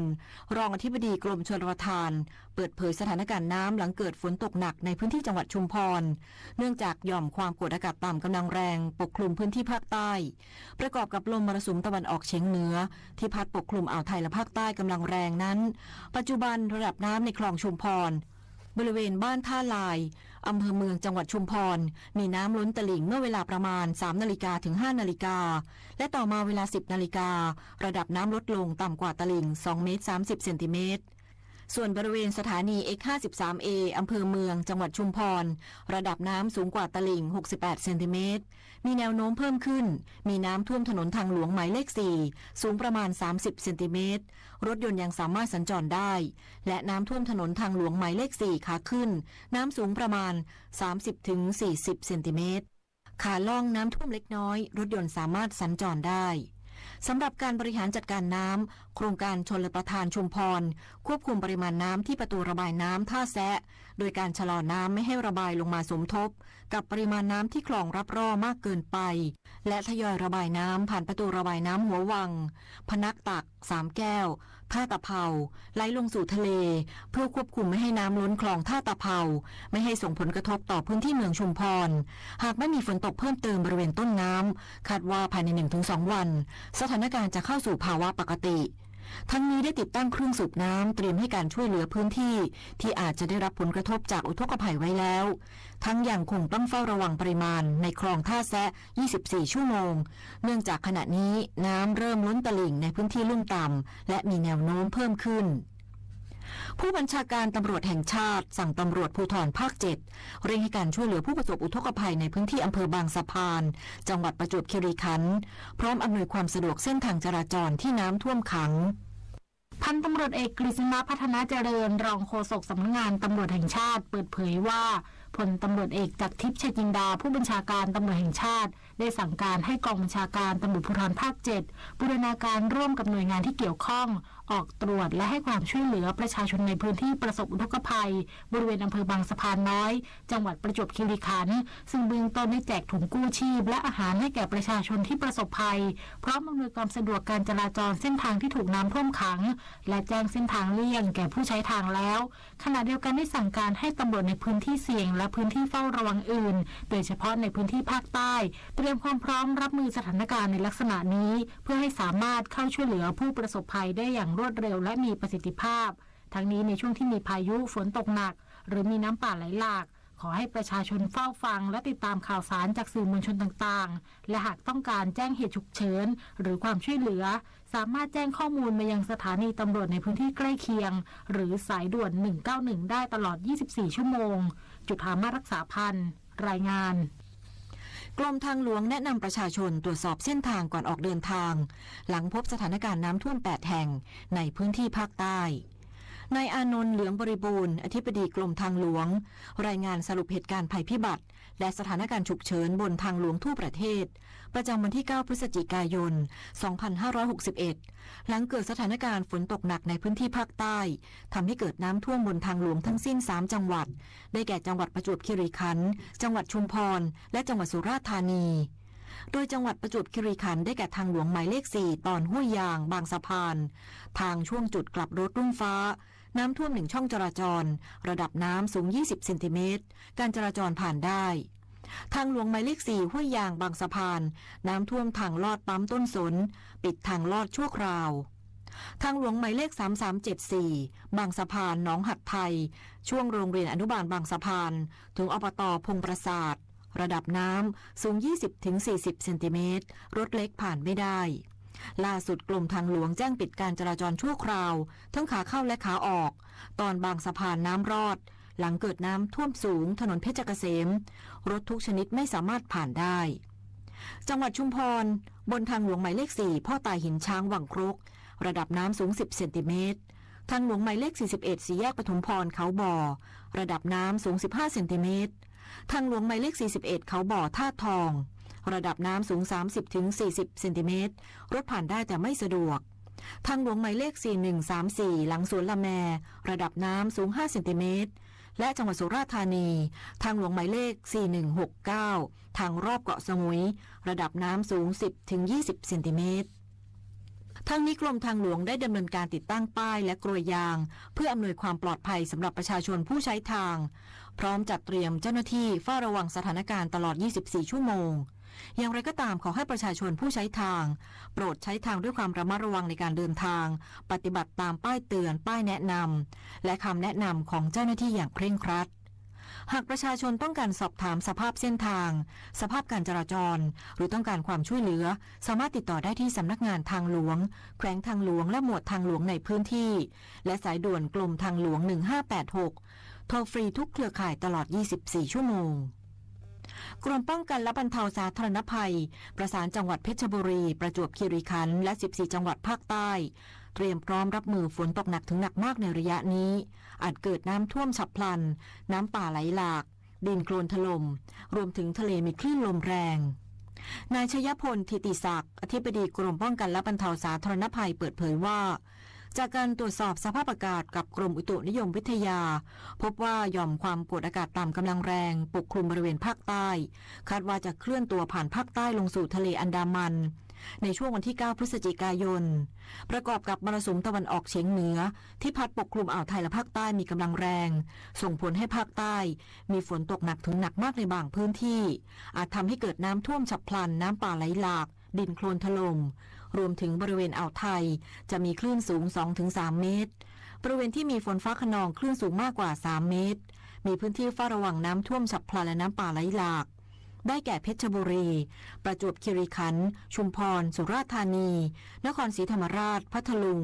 สงขลาปัตตานียะลานราธิวาสระนองพังงาภูเก็ตกระบี่ตรังและสตูลพื้นที่เฝ้าระวังดินโคลนถล่มได้แก่ประจวบคีรีขันธ์ชุมพรสุราษฎร์ธานีและระนองพื้นที่เฝ้าระวังคลื่นลมแรงได้แก่สุราษฎร์ธานีนครศรีธรรมราชสงขลาปัตตานีและนราธิวาสจึงได้ประสานศูนย์ป้องกันและบรรเทาสาธารณภัยเขตและจังหวัดในพื้นที่เสี่ยงภัยเตรียมพร้อมรับมือสถานการณ์ภัยโดยจัดเจ้าหน้าที่ติดตามสภาพอากาศปริมาณฝนสะสมระดับน้ำและแนวโน้มสถานการณ์ภัยอย่างใกล้ชิดรวมถึงจัดเตรียมชุดเคลื่อนที่เร็วเครื่องมืออุปกรณ์ประจำพื้นที่เสี่ยงให้พร้อมปฏิบัติการเผชิญเหตุและช่วยเหลือผู้ประสบภัยอีกทั้งเสริมแนวคันกั้นน้ำและติดตั้งเครื่องสูบน้ำเพิ่มเติมโดยเฉพาะในพื้นที่จุดเสี่ยงน้ำท่วมขังและพื้นที่เศรษฐกิจพร้อมประสานงานหน่วยงานที่เกี่ยวข้องเข้มงวดมาตรการความปลอดภัยทางทะเลโดยเฉพาะการห้ามเดินเรือทุกประเภทตลอดจนกำชับสถานประกอบการในพื้นที่ริมชายฝั่งทะเลแจ้งเตือนนักท่องเที่ยวห้ามประกอบกิจกรรมทางทะเลทุกประเภทในช่วงที่มีคลื่นลมแรงทั้งนี้ขอให้ประชาชนที่อาศัยในพื้นที่เสี่ยงภัยติดตามพยากรณ์อากาศและปฏิบัติตามประกาศเตือนภัยอย่างเคร่งครัดโดยสามารถติดต่อได้ทางสายด่วนนิรภัย1784ตลอด24ชั่วโมงสภานิติบัญญัติแห่งชาติพิจารณาร่างพระราชบัญญัติยาเสพติดให้โทษที่เสนอโดยสมาชิกสภานิติบัญญัติแห่งชาติโดยเป็นการขออนุญาตผลิตนำเข้าหรือส่งออกยาเสพติดให้โทษประเภท5เพื่อประโยชน์ทางการแพทย์สามารถนำไปใช้ในการรักษาโรคเฉพาะตัวได้การประชุมสภานิติบัญญัติแห่งชาติหรือสนช.วันนี้ได้พิจารณาร่างพระราชบัญญัติยาเสพติดให้โทษที่สมาชิกสนช. 44 คนเสนอนำโดยนายสมชายแสวงการทั้งนี้นายสมชายได้ชี้แจงสาระสำคัญของร่างกฎหมายว่าเป็นการแก้ไขเพิ่มเติมพระราชบัญญัติยาเสพติดให้โทษพุทธศักราช 2522 กำหนดให้สามารถขออนุญาตผลิตนำเข้าหรือส่งออกยาเสพติดให้โทษประเภท5ซึ่งประกอบด้วยกัญชาและกระท่อมเพื่อประโยชน์ทางการแพทย์สามารถนำไปใช้ในการรักษาโรคเฉพาะตัวได้เช่นเดียวกับยาเสพติดให้โทษประเภท2แบบฝิ่นโดยให้คณะกรรมการป้องกันและปราบปรามยาเสพติดหรือปปส.สามารถกำหนดพื้นที่สำหรับทดลองเพาะปลูกกัญชาและเสพกัญชาเพื่อการศึกษาวิจัยทางการแพทย์ในปริมาณที่กำหนดโดยไม่ถือว่ามีความผิดกฎหมายซึ่งการกำหนดพื้นที่ดังกล่าวจะต้องตราเป็นพระราชกฤษฎีกามีมาตรการตรวจสอบควบคุมสำหรับผู้ที่สามารถอนุญาตครอบครองกัญชาได้ประกอบด้วยกระทรวงองค์การบริหารส่วนท้องถิ่นสภากาชาดไทยองค์กรเภสัชกรรมผู้ประกอบวิชาชีพแพทย์สาขาต่างๆทั้งทันตกรรมสัตวแพทย์แพทย์แผนไทยเป็นต้นโดยผู้ขออนุญาตจะต้องไม่เคยต้องโทษตามกฎหมายยาเสพติดมาก่อนและให้รัฐมนตรีว่าการกระทรวงสาธารณสุขเป็นผู้พิจารณาอนุญาตตามความเห็นของคณะกรรมการควบคุมยาเสพติดให้โทษเล็งเห็นถึงความสำคัญในการเปิดโอกาสให้สามารถนำยาเสพติดให้โทษในประเภทที่5ได้แก่กัญชาและพืชกระท่อมไปทำการศึกษาวิจัยเพื่อประโยชน์ทางการแพทย์และสามารถนำไปใช้ในการรักษาภายใต้การดูแลและควบคุมของแพทย์ทั้งแผนไทย แผนปัจจุบันและแผนไทยประยุกต์เพื่อเปิดโอกาสให้ประชาชนได้มีโอกาสเข้าถึงยาที่มีประสิทธิภาพอันจะช่วยลดค่าใช้จ่ายในการรักษาพยาบาลลดการสูญเสียชีวิตของประชาชนที่เจ็บป่วยรวมถึงประหยัดงบประมาณแผ่นดินและงบประมาณของประชาชนในการนำเข้ายาจากต่างประเทศขณะที่สมาชิกสนช.หลายคนอภิปรายสนับสนุนโดยเห็นว่าการเสนอแก้ไขดังกล่าวใช้เพื่อการแพทย์ไม่ใช่ทางสันทนาการและต้องทำความเข้าใจกับประชาชนว่าการปลดล็อกกัญชาทำในเขตที่ประกาศโดยปปส.ในพื้นที่ที่ครอบครองวิจัยและพัฒนาได้เท่านั้นไม่ได้ครอบคลุมทุกพื้นที่ด้านนายแพทย์ปิยะสกลสัตยาธรรัฐมนตรีว่าการกระทรวงสาธารณสุขซึ่งเป็นตัวแทนรัฐบาลรับร่างไปพิจารณาภายใน30วันก่อนเสนอเป็นร่างกฎหมายกลับมายังสนช.พิจารณาในวาระแรกรับหลักการอีกครั้งวาสนาตระเกตรายงานรองเลขาธิการปปช.ระบุแนวทางแก้ปัญหาการชี้แจงบัญชีทรัพย์สินของกรรมการสภามหาวิทยาลัยอาจต้องขยายเวลาออกไปแต่เชื่อทันก่อนกฎหมายจะมีผลบังคับใช้นายนิวัฒน์ชัยเกษมมงคลรองเลขาธิการคณะกรรมการปปช.เปิดเผยภายหลังเข้าพบนายวิษณุเครืองามรองนายกรัฐมนตรีเพื่อหารือกรณีนายกสภามหาวิทยาลัยและกรรมการสภามหาวิทยาลัยต่างๆเตรียมยื่นใบลาออกเนื่องจากไม่พอใจประกาศปปช.ให้กรรมการสภามหาวิทยาลัยยื่นบัญชีทรัพย์สินรวมทั้งมีข้อกังวลว่าประกาศดังกล่าวจะส่งผลถึงนายกสภามหาวิทยาลัยมหามงกุฎราชวิทยาลัยที่สมเด็จพระสังฆราชทรงดำรงตำแหน่งว่าข้อเสนอของรองนายกรัฐมนตรีมีหลายแนวทางแต่ที่น่าจะเป็นไปได้คือการขยายเวลาแจ้งบัญชีทรัพย์สินหนี้สินของคณะกรรมการสภามหาวิทยาลัยออกไปส่วนจะเป็นเวลา6เดือนที่นายสมชัยศรีสุทธิยากรรักษาการแทนคณบดีสำนักวิชารัฐศาสตร์และนิติศาสตร์มหาวิทยาลัยวลัยลักษณ์เสนอหรือไม่ปปช.จะนำไปหารืออีกครั้งคาดว่าจะได้ข้อสรุปก่อนกฎหมายจะมีผลบังคับใช้ในวันที่2 ธันวาคมนี้แน่นอนกระทรวงคมนาคมเตรียมปรับปรุงโครงข่ายการคมนาคมในจังหวัดพระนครศรีอยุธยารองรับรถไฟความเร็วสูงอำนวยความสะดวกให้กับประชาชนและนักท่องเที่ยวในทันวีสวัสดิสารแขวงทางหลวงอยุธยาเปิดเผยว่าขณะนี้หน่วยงานสังกัดกระทรวงคมนาคมในจังหวัดพระนครศรีอยุธยาเตรียมปรับปรุงโครงข่ายกับคมนาคมรองรับรถไฟความเร็วสูงที่จะเกิดขึ้นโดยในรัศมี100กิโลเมตรรอบสถานีจะปรับปรุงโครงข่ายถนนเพราะนอกจากจะอำนวยความสะดวกให้คนในพื้นที่แล้วยังมีประชาชนจากจังหวัดปทุมธานีอ่างทองและสิงห์บุรีเดินทางเข้าเกาะเมืองได้อย่างสะดวกสบายรวมถึงปรับปรุงทางแยกต่างระดับบางปะอินจะแล้วเสร็จในปี 2563 ซึ่งจะสอดรับกับโครงการรถไฟความเร็วสูงทำให้คนที่วิ่งมาจากสายพหลโยธินสามารถเลี้ยวขวาเข้าสายเอเชียและมุ่งหน้าไปเกาะเมืองพร้อมกันนี้ยังวางแผนทำสะพานข้ามทางแยก4แยกวรเชษฐ์บนทางหลวงหมายเลข347เพื่อให้รถเดินทางได้สะดวกยิ่งขึ้นโดยเฉพาะช่วงเทศกาลอันดับแรกเนี่ยก็แน่นอนว่าตัวสถานีรถไฟความเร็วสูงเนี่ยก็จะทำให้คนเดินทางมาที่จังหวัดเราได้โดยสะดวกนะครับโดยเฉพาะนักท่องเที่ยวเขาก็จะมาเที่ยวได้โดยสะดวกมาแบบไปเช้าเย็นกลับหรือจะมาค้างคืนก็น่าจะทำให้การท่องเที่ยวของจังหวัดเราดีขึ้นและการปรับปรุงโครงข่ายโดยรอบเนี่ยก็นอกจากจะขนคนการขนส่งสินค้าก็จะดีขึ้นก็จะทำให้นิคมอุตสาหกรรมต่างๆเนี่ยขนส่งสินค้าได้โดยสะดวกค่าขนส่งมีราคาลดลงนะครับก็น่าจะทำให้การมาตั้งนิคมอุตสาหกรรมในจังหวัดของเราเนี่ยสะดวกแล้วก็น่าจะมีคนมาเปิดโรงงานแล้วประชาชนก็มีงานทำมากยิ่งขึ้นครับรวมทั้งในภาพรวมถนนที่ดีขึ้นมีความปลอดภัยมากขึ้นประชาชนทั่วไปก็จะเดินทางได้โดยสะดวกปลอดภัยมากยิ่งขึ้นครับในทันวินสวัสดิสารกล่าวอีกว่าในปี 2562 นี้แขวงทางหลวงอยุธยายังเตรียมวางแผนทำระบบสัญญาณไฟอัจฉริยะพร้อมขยายช่องจราจรจาก2ช่องเป็น4ช่องจราจรทั้งหมดภายในระยะเวลา4ปีอย่างไรก็ตามจากนี้ไปการปรับโครงข่ายการคมนาคมของจังหวัดพระนครศรีอยุธยาอำนวยความสะดวกให้กับพี่น้องประชาชนได้ทั้ง16อำเภอรวมถึงจังหวัดใกล้เคียงอีกด้วยนิตยาฮิรันประดิษฐ์ประชาสัมพันธ์จังหวัดพระนครศรีอยุธยารายงานกปข.จัดงาน ESG Investing Conference นายวิทัยรัตนากรเลขาธิการคณะกรรมการกองทุนบำเหน็จบำนาญข้าราชการกล่าวว่ากปข.ร่วมกับองค์การเพื่อความร่วมมือทางเศรษฐกิจและการพัฒนาธนาคารโลกและสำนักงานโครงการพัฒนาแห่งสหประชาชาติจัดงาน ESG Investing Conference ในวันพฤหัสที่19ตุลาคม2561เวลา 9:00 น. ถึง 16:00 น. ณ โรงแรมมิเลเนียมฮิลตันกรุงเทพ โดยเชิญวิทยากรผู้เชี่ยวชาญจากทั่วโลกมาแบ่งปันความรู้บทเรียนสำคัญและผลลัพธ์ที่จะได้รับเมื่อนำปัจจัยด้านการทำธุรกิจโดยคำนึงถึงความรับผิดชอบใน3ด้านคือสิ่งแวดล้อมสังคมและบรรษัทพิบาลหรือ ESG ไปใช้เป็นหลักปฏิบัติใช้ในกระบวนการลงทุนสมาชิกติดตามอ่านรายละเอียดกำหนดงานสัมมนาหรือลงทะเบียนสำรองที่นั่งได้ตั้งแต่วันนี้ที่เว็บไซต์กบข. www.gpf.or.th สอบถามฝ่ายประชาสัมพันธ์องค์กรกบข.หมายเลขโทรศัพท์026361000ต่อ253และ264ต่อจากนี้ไปขอเชิญรับฟังไทยคู่ฟ้าครับประเทศไทยได้รับการจัดอันดับความสามารถทางการแข่งขันระดับโลกดีขึ้นกว่าเดิม2อันดับจากอันดับที่40ในปีที่ผ่านมาเป็นอันดับที่38จาก140ประเทศทั่วโลกในปีนี้โดยเป็น1ใน3ประเทศที่มีรายได้ต่อประชากรไม่สูงนักแต่สามารถเข้ามาอยู่ใน40อันดับแรกของโลกได้เนื่องจากประเทศไทยมีจุดแข็งด้านระบบการเงินเช่นมีความพร้อมด้านเงินทุนวงเงินสินเชื่อที่ให้กับเอกชนการเข้าถึงแหล่งเงินทุนของ SME และสตาร์ทอัพและยังมีตลาดขนาดใหญ่เป็นอันดับที่18ของโลกเป็นต้น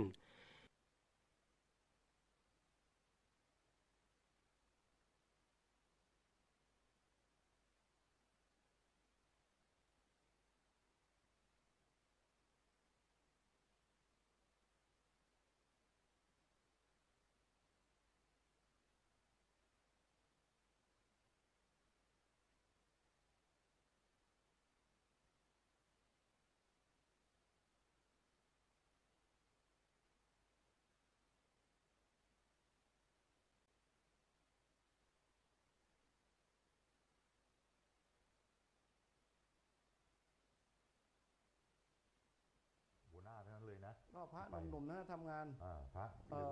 ครูบาอาจารย์ก็เป็นกำลังใจให้เบื้องหลังแล้วก็รอฉลองที่เมืองไทยทีเดียวนั่นแหละรอรับโยมเตียนโยมเตียนตัดมินก็อุตส่าห์เตียนถันมินโยมเตียนถันมินบินมาจากรัสเซียโอ้โหไปทำคือตัวเป็นนักธุรกิจบินทั่วโลกเหมือนกันเดี๋ยวอยู่รัสเซียเดี๋ยวอยู่เมืองไทยกับเศรษฐีอันดับ2ของเวียดนามนะเจ้าของที่มหาเศรษฐีที่นั่นนะถ้าไปทีไรถ้าไปที่เวียดนามเนี่ยจะมักจะมีเวลาพาไปหาตลอดใช่แล้วท่านก็บอกว่าเดี๋ยวอาจารย์พรุ่งนี้ผมจะไปรับนะครับบอกยินดีไปรับแล้วก็จะพาไปแต่ว่าวันที่11ผมไม่ได้อยู่ด้วยนะแต่ผมจะไปช่วยเคลียร์ดูเรื่องเงินที่จะต้องจ่ายโรงงานให้บอกดีอยากจะให้ไปช่วยเคลียร์หน่อยเพราะจะมาคุยได้เฉพาะภาษาอังกฤษอยากจะได้คนเวียดนามก็จะได้คล่องตัวหน่อยนะฮะก็เอาเป็นว่าวันพรุ่งนี้บินแน่นอนเลยก็เลยว่าวันนี้เปิดกองบุญนะใครจะร่วมตามกำลังนะทำอะไรตามสะดวกเลยขอให้ได้ร่วมกันแล้วกันถูกต้องนะขอให้ได้มีส่วนร่วมเอาเบอร์แรกเลยนะฮะ099ครับ7131891นะฮะครับเบอร์นี้ของพระอาจารย์โอ๊ตนะ099-713-1891นะครับหรือ063-464-0767แสดงเจตนาได้เลยนะใครอยากจะร่วมสร้างระฆังเนี่ยเขาว่านิสงส์ดีเหลือเกินนะโดยเฉพาะบุญใหญ่ปลายปีเนี่ยได้สร้างระฆังดีๆแล้วก็เป็นสัญลักษณ์แห่งความมงคลอย่างนี้ไว้เนี่ยผมว่าน่าทำเหลือเกินคุณโยมท่านใดที่อยากจะมีส่วนร่วมในการสร้างงานคราวนี้ขอเชิญนะครับยินดีนะครับขอเชิญเจริญพรร่วมกันครับตอนนี้ทราบว่ากลองมาแล้วมาแล้วกลองใหญ่นี่มาแล้วโอ้โหตีก็ตุ้งตังเสียงดังฟังชัดโอ้ตีทีโอ้โหพื้นวิหารสะเทือนเลยเนาะตีกันตุ้งตังนะเอาละนะฮะอันนี้เป็นวัดเป็นบรรยากาศที่ญาติโยมปฏิบัติธรรมนะที่ไปฟังเจตนารมณ์แล้วก็ประกาศเป็นทางการแล้วว่าลูกศิษย์ลูกหาที่จะเอาบุญด้วยก็ให้มานะวันนั้นหลวงพ่อท่านก็นิมนต์ไปแล้วก็ไปบอกกับลูกศิษย์ลูกหาท่านคือเราดูความเป็นระเบียบเรียบร้อยของวัดพระบุญกันแล้วเนี่ยถือว่าเราก็ได้ไปศึกษาเนาะก็ตามเป็นระเบียบเรียบร้อยของเขาเนี่ยจะกินจะอยู่การเดินจะเหินทุกอย่างอริยบทของเขาเนี่ยนักปฏิบัติธรรมก็เป็นนักปฏิบัติธรรมแบบเซนแบบเวียดนามนะ แต่ก็ใจหัวใจเดียวกันหัวใจพุทธนะฮะหัวใจพุทธไม่ธรรมดาเลยแต่ว่าการ